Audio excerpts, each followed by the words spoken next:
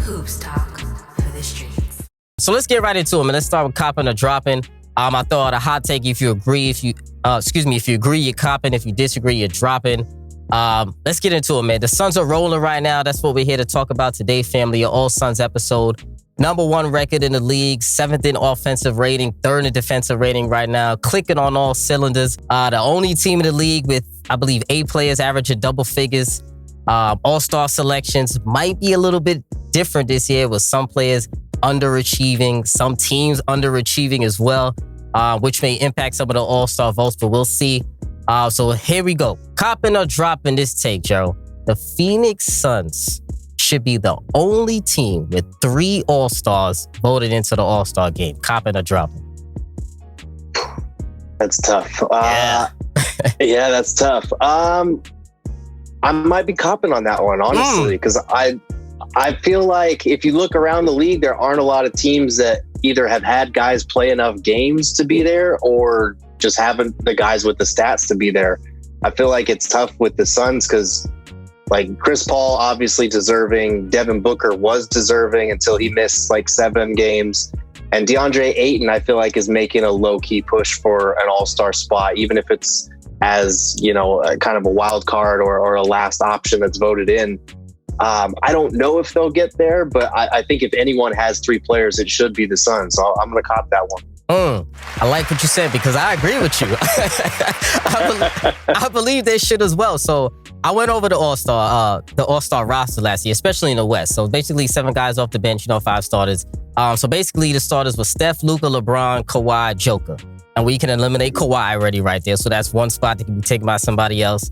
Off the bench, they had Dame, Donovan Mitchell, CP3, Paul George, Zion, Rudy Gobert, and then AD, who was replaced by Book, and then who was replaced by Conley last year. So basically, I see Zion is not making it. Rudy, fringe, he probably will, depending on how they feel about Rudy and Donovan together. Jazz are having some success.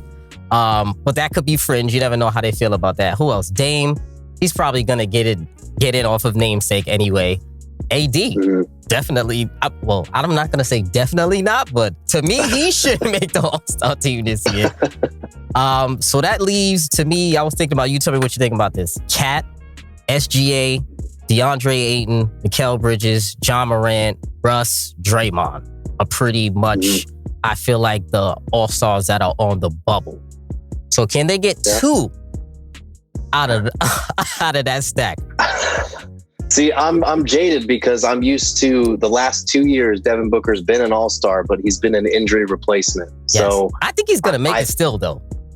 Regardless. I think this, if there were ever a year for him to break through and actually make it by his own credit of what he's done on the court, not just as an injury replacement, it should be this year, even with the game missed. But it'll be tough because I think all-star voters will put Gobert in over Ayton. Just because of how important he is to their defense and their recent surge and whatnot. It's going to be tough. But I think Ayton could sneak in there just because the Suns have the best record and they're that #1 team, and they're so well balanced that I think voters, when they see a well balanced team, they want to try to reward as many guys as possible. We saw it with like the Atlanta Hawks a few years back. Exactly. When they didn't even deserve 4 All-Stars, but they got 4. Exactly. I think Kyle Korver made it, right? I believe that. Yep. Come on. Everybody but Damari Carroll made the All-Star team that year. Exactly. And granted, that was in the East. It's a little trickier in the West, but I think DA is at least deserving. He needs to be in that conversation for that 3rd spot. I think he's deserving also because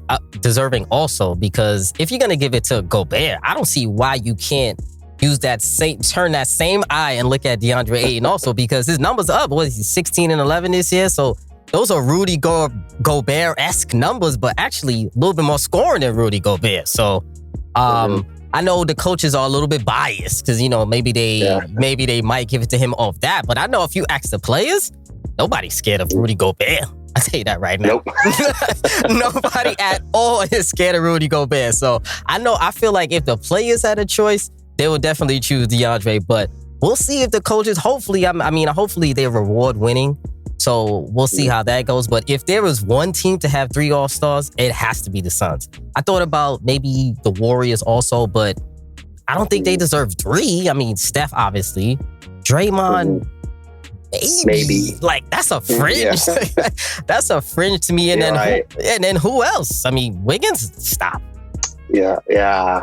Wiggins would be the guy that they push for the 3rd spot, but I don't see that. No way. Draymond, I love Draymond. Defensively, he's probably my top pick for Defensive Player of the Year right now. But like, when you think All-Star, you don't really think about defense, and I feel like that's where Draymond and Gobert's case gets hurt a little bit. Mm-hmm.